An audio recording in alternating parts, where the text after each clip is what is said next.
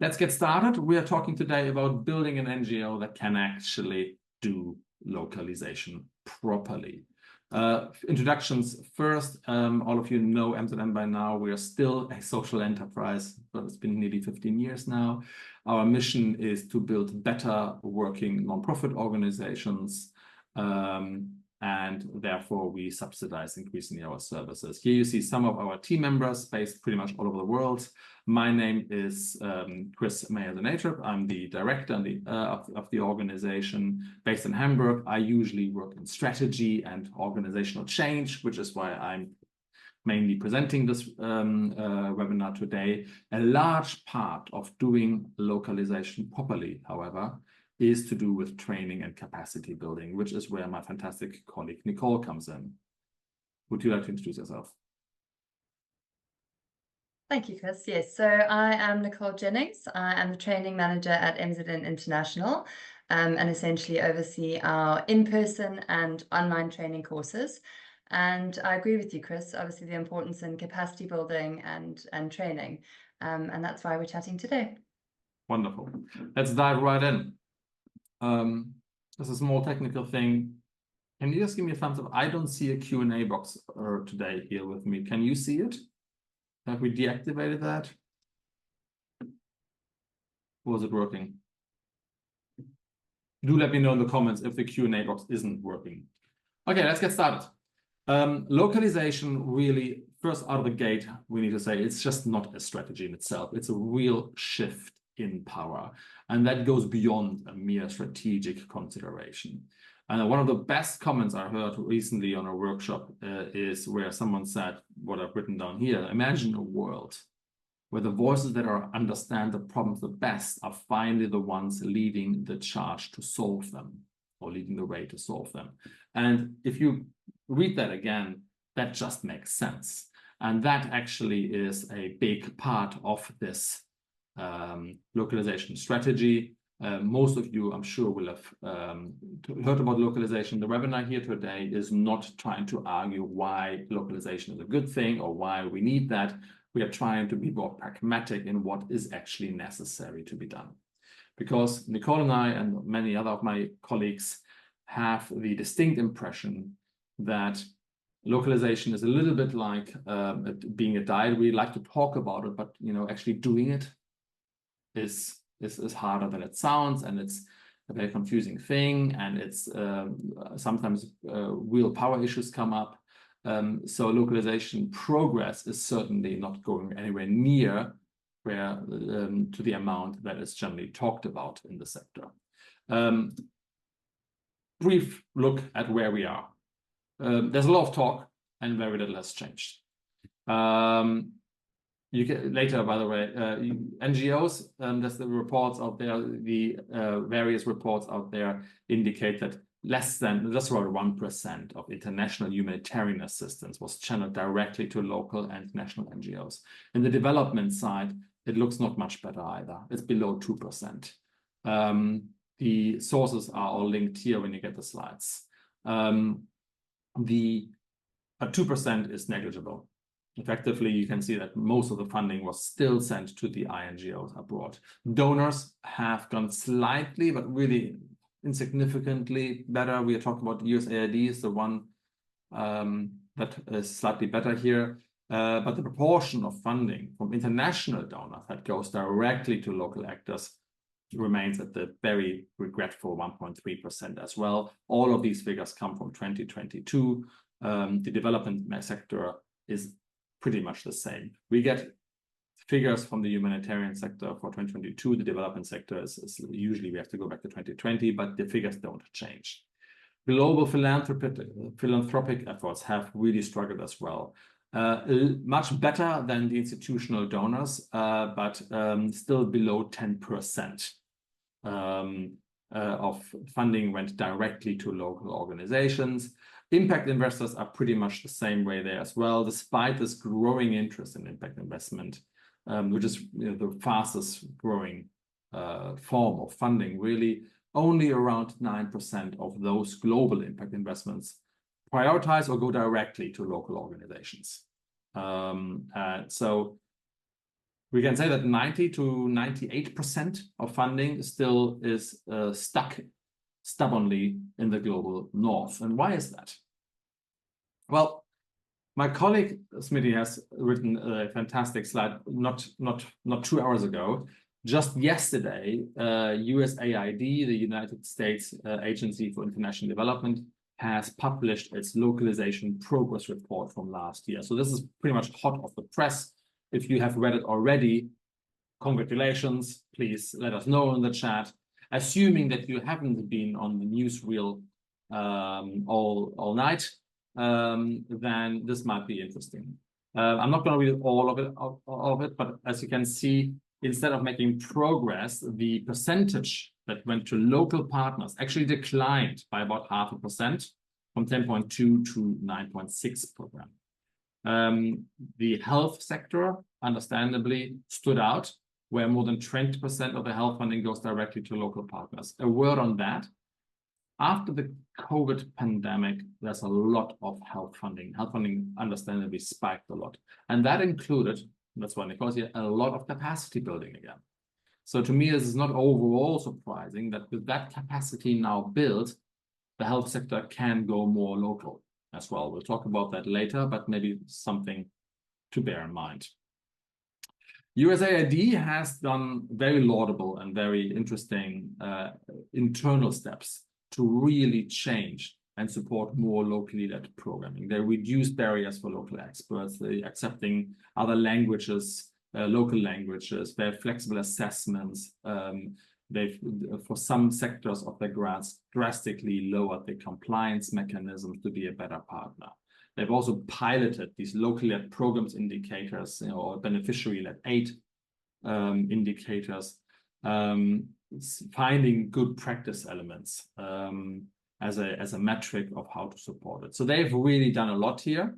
They still aim to give about 25% of their funding to local partners by FY 2025. So if we discount this year, it was only a few months left, they only have 2 years left to actually get from 10% to 25%. So there must be a huge change, particularly if you guess that if you take into account that by 2050, USAID has publicly pledged itself to localize half of its funding. So USAID is leading the charge here, and the other donors are not far behind.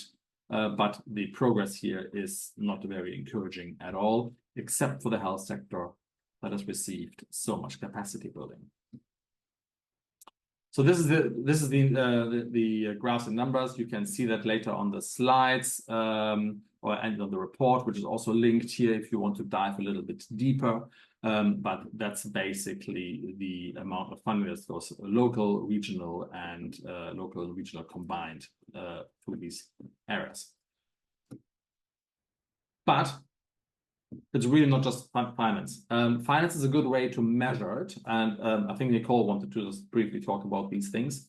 Finance is a good way to measure localization or non-localization. But there are also some other not just finance figures. Nicole, would you like to take us through that? Thanks very much, Chris. Sorry, I was struggling to find my mute button there. I think I'm onto the next slide, though. Oh, I'm so sorry. Okay. Yeah, yes, I mean, thank you. Han and I have written this, so I may as well go through it. Sorry. The Development Initiatives is a research group, very respected, very good reports. And they reported back last year that over 80% of international NGO positions are still held by expats. So I don't think I need to comment that. That is obviously not as local as we like it to be.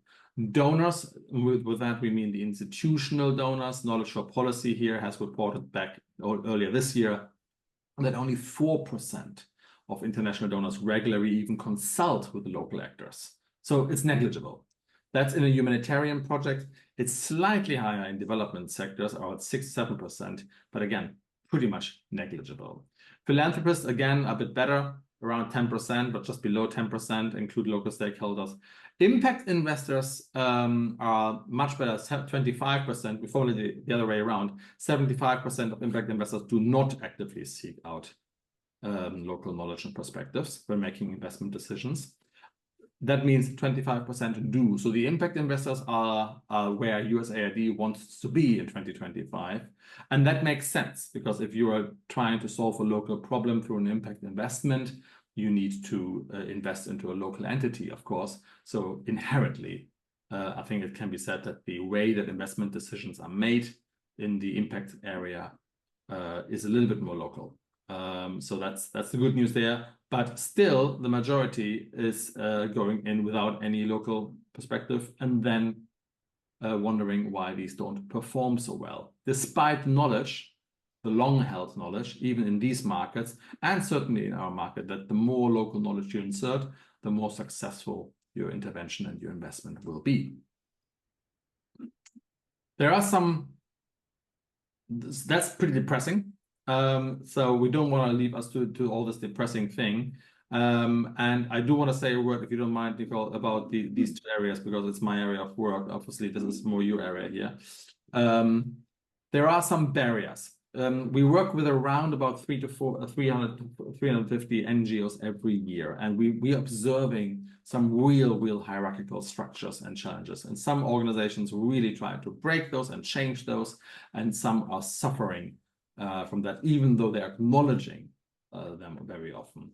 So some of the few things we've gathered from our partners are these hierarchical structures. So where the centralized authority, we still have a lot of international NGOs, donors as well, that are hugely centralized, where information is not even distributed. Even if their headquarter is no longer in the global north, even where it is in the global south, a centralization in Joburg, where you are, Nicole, is still a centralization. It still doesn't localize, except maybe for Joburg, the information. There's also an incredible amount of bureaucratic layers, where multiple layers of approval and pre-approval can not only slow down the decision-making process, but also reduce the responsiveness to local changes and local demands. Now, many NGOs are not known for being the most unbureaucratic, most flexible, agile partners anyway. But those bureaucratic layers, they actually are becoming a cause of why we cannot localize here. So that's becoming a real hierarchy, and that's where we then work with our partners to try to simplify that bureaucracy and decentralize authority and our information. And funding is pretty much the same. Restricted funding, obviously, is very highly restricted, as we just talked about. I don't talk about this more. And it's very short term, which creates an organizational structure that prioritizes these quick measurable outcomes over long-term sustainable impact. Particularly in the development side, it is ridiculous to see that we are trying to address long-term problems with short-term funding. And the last big part that we see is capacity. Nicole, sorry, I'm diving to you. So that's your area. And back to the healthcare. Over to you. Thanks very much, Chris. Yeah, absolutely. So some of the risks that we've seen are capacity gaps and power imbalances. So a capacity mismatch, where there's a perception among international donors that organizations, locally led NGOs, lack capacity to manage large-scale projects. And obviously risk aversion as well. Donors often view local organizations as being higher risk to perceive a lack of accountability. And then limited, similarly to the first pillar, limited local representation and governance. So the boards of governing bodies of international NGOs and philanthropic foundations are not made up of local knowledge, and that's quite a risk, which we've identified. So yeah, Chris, I think these are all very important barriers to unpack. And I think the next slide continues into two more. So obviously a systemic bias and inequalities. So the perception of colonial legacies. The aid sector sometimes still operates under the power dynamics shaped by colonial histories, which is a challenge and a barrier. And then the lack of inclusivity. So many international organizations don't adequately involve local communities in their planning and the implementation of their projects. And of course, that will not lead to the successes that we're looking for. So really important to think about that. And may I just, And may then I just add accountability. here, Please. may I just add here on this lack of inclusivity, we write a lot of proposals for and on behalf of our NGO partners, and we know that every time we really genuinely localize, the proposal success rate goes incredibly high up. So it's shooting ourselves in the foot here as well.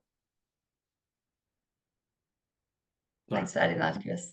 Yeah. And then just the last pillar there, one of the last barriers is accountability and compliance complexity. So obviously we're looking for simplicity, but complex reporting requirements are often a barrier. International donors and organizations impose really complex reporting structures and compliance requirements, and local organizations find it really difficult to meet these requirements. Either they're not aware of them, or they haven't been trained on them, or there's no opportunity to be skilled on them, and that can be a risk to these NGOs. Yeah, it's got to be tempered a little bit here.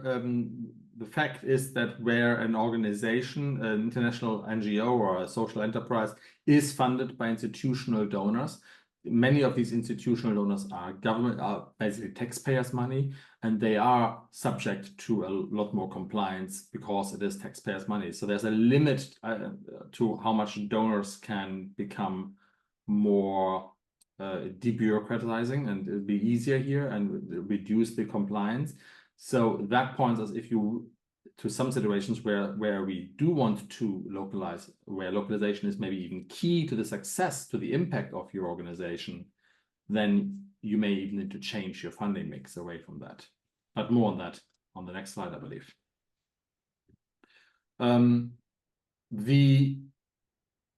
As I mentioned before, many of our partners are really fantastic in tackling this head-on, and they are, have identified localization as not just but as a key delivery in their impact value chain, in how they bring impact to the ground in addressing whatever problem they want to address. And they are broadly using this from this menu here that you can order in a restaurant. I want to summarize it to you and recommend you a podcast here as well. And most of these strategic change initiatives to promote development use a combination of or all of these things, and I wanted to share them with you here today. So they focus on decentralization, decentralizing the decision-making, empowering the local offices really to make sure that they are contextually able to inform themselves more. And here you need to think about budget decisions, hiring decisions, strategy execution, funding decisions. Do they really still need to be made at headquarters? Could we devolve them into making budget decisions locally in the same time zone at least?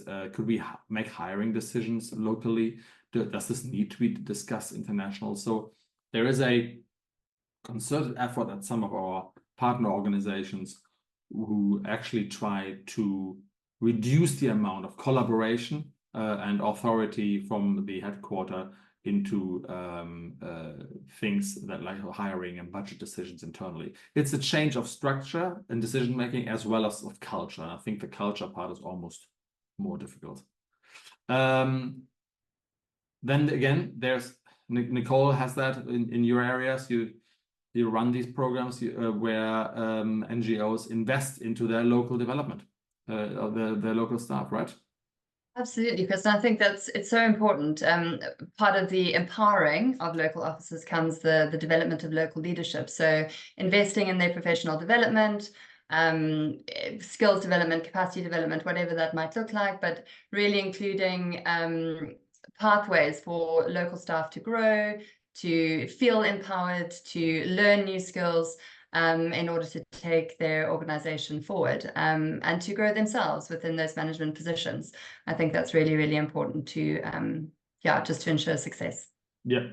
I think one part that I get told all the time and quite frequently is the fact that whilst everybody might think that principally career paths are open, creating a specific pathway for local staff to advance to senior positions is really important, because we have to acknowledge the fact that for decades, if not years, if not decades, that staff was brought into the culture that the global north headquarters making all the important decision, and the global south, the local staff, will make all the executing decisions. Just telling them, saying, oh, we're changing that, is not going to change that. You may need to create some very explicit pathways for career promotion upwards to make it really clear. The same goes on board, local representatives on boards. Fact is, I go to a lot of board meetings, and the board meetings where 75% are from Berlin, Brussels, New York, and London, they complain by themselves that they don't have enough local representatives and local knowledge on the board. The board meetings are not as efficient as to those that I go to, where a good percentage of voices comes from where they actually work. And that makes sense if you compare and contrast with the private sector. You would never run an automotive company without an engineer and a finance manager who actually builds the cars, or a sales rep from that country in the board. It just makes no sense. So including local representatives on boards is extremely important. And then if that is not possible, or if not fastly done, establishing these local advisory panels is also really, really good. Devolving a lot of decision power to local advisory panels to exert this influence on the board, that has been a good tool here as well. I want to link you to a podcast I've had with Patrick Watt not too long ago, 6 months ago or something like this. And he's a CEO of ChristianAid, and they have been very, very keen about localization recently. And there's a line in that podcast where he says, we had to change the point of leaving some money on the table because the donor and the governance rules wouldn't allow us to localize. And we felt okay about this. It was a tough decision to make, but someone else will take that money and do some good with it. But we had to prioritize localization to that degree. I'll encourage you to listen into that on Spotify, Apple Podcasts, or wherever it's available, because it's a really inspiring line there. And then finally, flexibility. We talked a lot about agility and agile management here at MZN. I'm not going to dive too much into it, but designing a program from the bottom up with built-in flexibility does not just make your proposal better, more fundable. It also means that it's based on evolving local needs and conditions, particularly right now with all these multi-crises and evolving climate crisis happening. That flexibility is hugely important. So it's not just at, it's not just at the organizational level, but also at the program level, where you design your programs differently with flexibility ingrained. We can talk about this more in the question and answer. In terms of this, we're running a little bit out of time, so I have to speed up. We meant not to talk for longer than half an hour. The reporting and compliance is pretty easily done. Streamlining that is, again, similar to what the donors have to do of trying to get the bureaucracy needed withdrawn. Really important on the information management. One thing I'd like to point out to you is that you very often need to centralize information in order to open access up. There's actually not that many cases where you need to keep something secret internally. There's some legal requirements, HR mostly related, some finance rules, but where you empower and make that information flow internally, the localization will automatically happen over time. I cannot tell you the amount of time I'm in an office, be it in Joburg, Nairobi, or Singapore, or Nepal, where the program manager tells me that they cannot get that information because they don't have access to this file that is held in HQ. It happens time and time again, and I just don't understand it. It's a way of turf protection. So setting up an information saving infrastructure where everything is in one place and then accessible by everybody is easily done and has quite an important effect. Also has a very nice trusting effect. You trust people with information. It's not fake. Here's our program in XYZ, here's our financial information, as far as legally possible.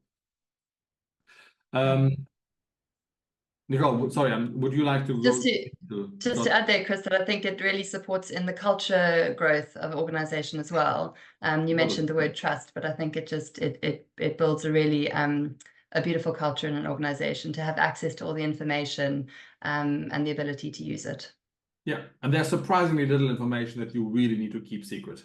I mean, obviously health-related information of your staff, etc. Yeah, sure. That goes without saying. Some financial information, maybe, just to protect it. But that's pretty much it. Nicole, would you like to talk about the capacity building again, because we're running out of time here? Sure, absolutely. Very quickly. So commit to long-term capacity building. Obviously, investing in local capacity is really very important. We've identified that NGOs should commit to resources to build that capacity of local organizations.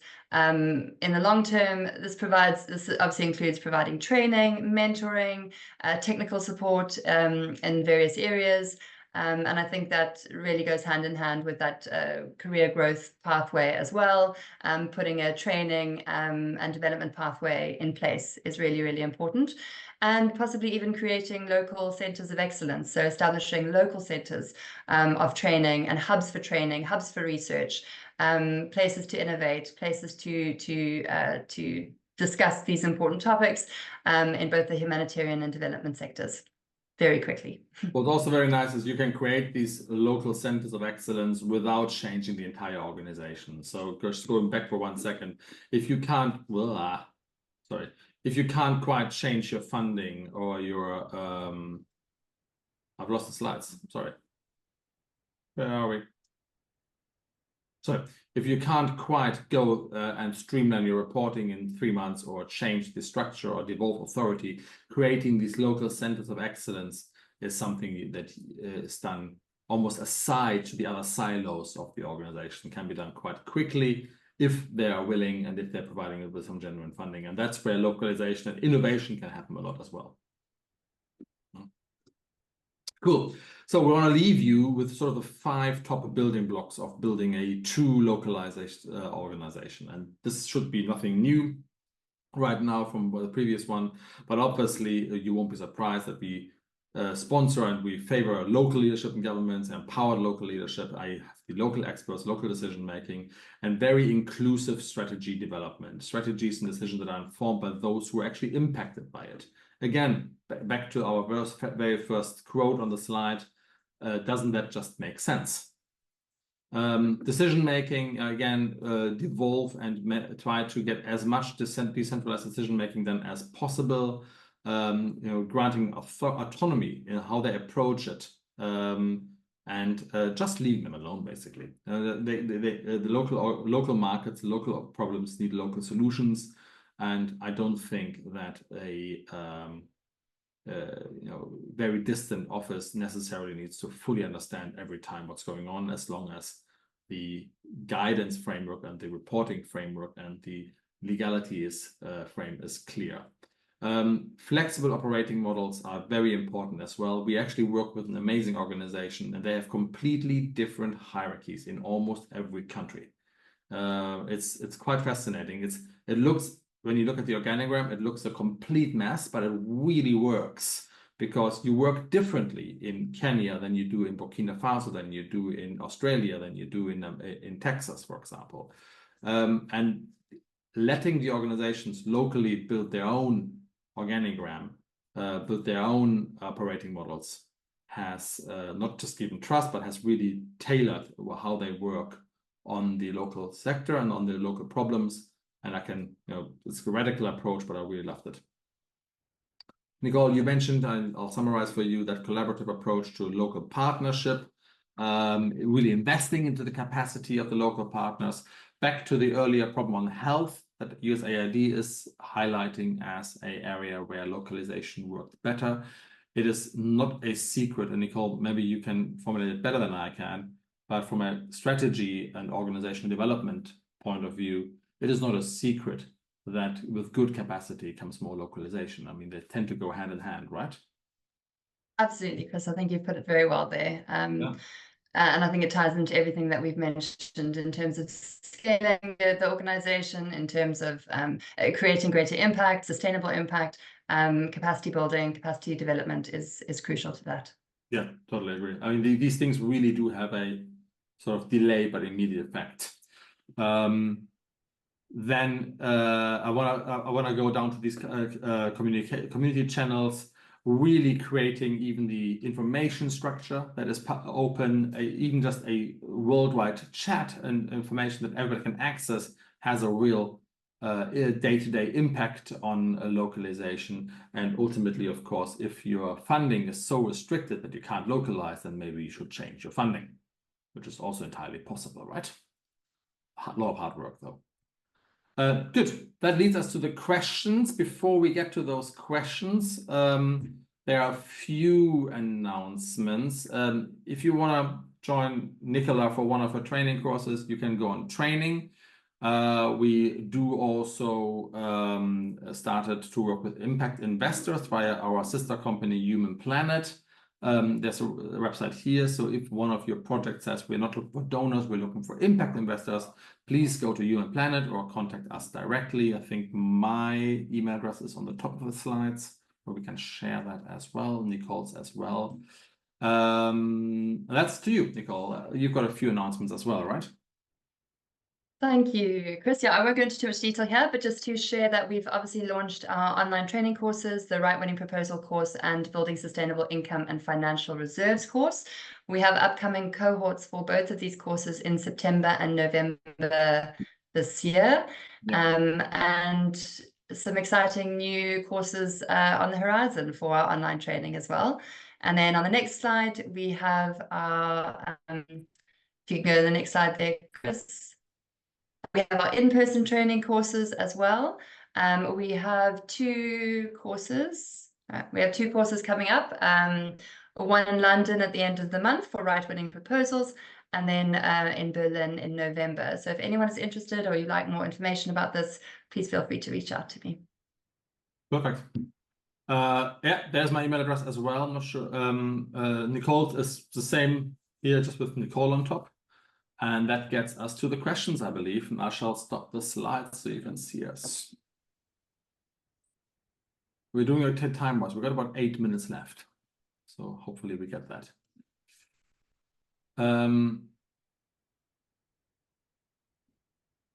You may need to help me with the Q&A here, Nicole. Sure, I can see them, Chris. Let me read out what I can see. Does the knowledge for policy statistics consider national actors or stakeholders, such as ministries of health, local actors, or does the actor need to be established at a subnational level of some sort to be considered local? Thank you. I don't know. Have a look. We've given the resources, we've given the links there to be clear, based on our experience as well, that the definitions of what is a local actor and what is not local is very fluid. Even from sector to sector. USAID has sweated this a lot in terms of how they want, what they define as local and what not. How local does that even have to be? Is it enough to be in the same country but not in the same region? So have the sources are given there, but bear in mind that one of the hard criteria is that the donation or the funding to the program comes from abroad directly in. There's still very little funding originating from Africa. I think the only two countries in Africa with a granting line is Nigeria and South Africa. So that is still very, very limited there. Ben, you asked, sorry. No, I was just going to read out the question, but I see you see it. So I just found the box as well, yes. Ben, you asked, to achieve effective localization, does there need to be a move to smaller program size? Yes, the problem is we see time and time again that the opposite happens. I appreciate what you're saying, that the nuances of grassroots situations and the segmentation of the program needs to be smaller, and therefore maybe the grant size needs to be smaller. The problem is that if we want to get more money into the problems we're trying to address, investors, philanthropists, donors, and other ones want to donate bigger bucks in the single go. So there are instruments like framework contracts that large NGOs can use to take a large contract and then divvy up in a very localized manner. We see this more and more again. The problem is that requires a lot of administrative and financial skill by the NGO side to basically be a custodian of the framework manager of the fund.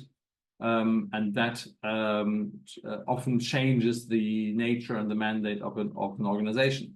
It's certainly done by some of our partners, where they take several millions and then divvy it up in very small pieces called tickets, 100,000 here, 200,000 there, in order to work more grassroots. So it can be done, even if the donors can't write checks that small. I hope that makes sense, Ben. If it's a very interesting question, I'd love to discuss it maybe at some point. Anna Keller, you said power and people, government of an NGO may not easily give up power. How can we persuade them to change? Yeah, and to change their metrics on growing funding. Yeah, that's true.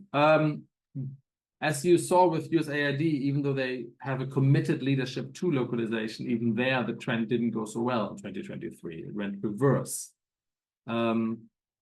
So I think, Anna, we have to recognize that it's beyond just persuasion, and very often we run into these hard limits, where, for example, a donor agency needs a national from the country in order to administer money, or that the ambassador program has these domestic rules that can't get around by the Ministry of Finance. There are some really hard rules, some of which we mentioned there, but I think that the persuasion is a big part of it. Do you experience that in your training courses, Nicole? Is that a big topic? Yeah, Chris, I'd have to give it a bit more thought, but yes, I think so.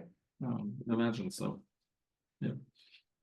Then someone anonymous wants us to explain more about this inclusive strategy. What are the practical ways local NGOs can contribute to not only the local but the global strategies? Again, it comes down to capacity building, doesn't it? The fact of the matter is that we have a problem as well, as we meet more and more situations where the donor wants to give the money locally but can't find a experienced and capable local NGO to donate the money to, or to award the grant to. And very often then they fail the compliance as well. So again, where the organization can demonstrate an investment into capacity building, they are far more likely to get direct awards from the donor. I think that's why more and more local organizations are joining your courses as well. Huh? Absolutely.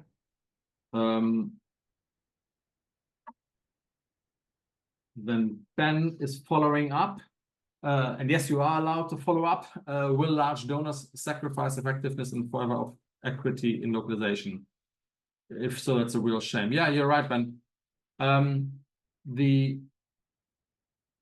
I think that's an almost philosophical conversation, but it gets very practical very fast. Large donors wanting to go more local gets you a management problem, because you need to manage more funding via a more difficult payment route, basically. It's a higher risk that many donors are not willing to take. It's also culturally not very often done. And then we even get to pragmatic problems of currency transfers by the donor, which the donor has never used to pay for. So we get very practical, very, very, very fast. And particularly where we have funding envelopes of sort of 25 million or more, it's it's very difficult to find a local organization that can consume this much very fast. Okay, we've got 2 minutes left. We've got a lot of questions. Joseph, you've asked, how can local organizations get direct access to potential donors? One thing we should have probably mentioned, Joseph, is that we do have these donor lists on our website. Nicole, can you, if you can find the link and put in the chat, there are thematic donor lists on water and various other themes. I think the climate change list should be coming online pretty soon as well. There you can, get a list of 100 or so donors specifically on these areas. And you're right, Samuel, thank you very much. You said that you appreciate the 5 building blocks recommendation. You wish that donors can listen to this. Yes, I do as well. That said, I work with a lot of donors and they generally do that. They do generally do listen. Good, we're running a little bit out of time. We'll certainly get down to the remaining questions. There are 2 or 3 left here via email. If you want to discuss this more, by all means, do let me know and reach out. I see some interesting posts on the chat as well. So I shall, Eleanor, the Terre des Hommes report, for example, which is fantastic. I've read it at some point. Indeed, we'll share that out as well. If you have a great example or want to progress your localization or have a struggle with that, I would love to hear from you and learn from that experience on the conditional anonymity as well. It's an interesting conversation to have. Please feel free to reach out. Thank you very much for joining this webinar. I hope you took something with you also at 11 p.m. at night in Australia, who joined us there. And I hope to see you at our next webinar, which is the quarterly funding update on the 29th of August, so the big one. I hope you found this very useful. Thank you very much, everybody. Have a good time. Thank you. Bye.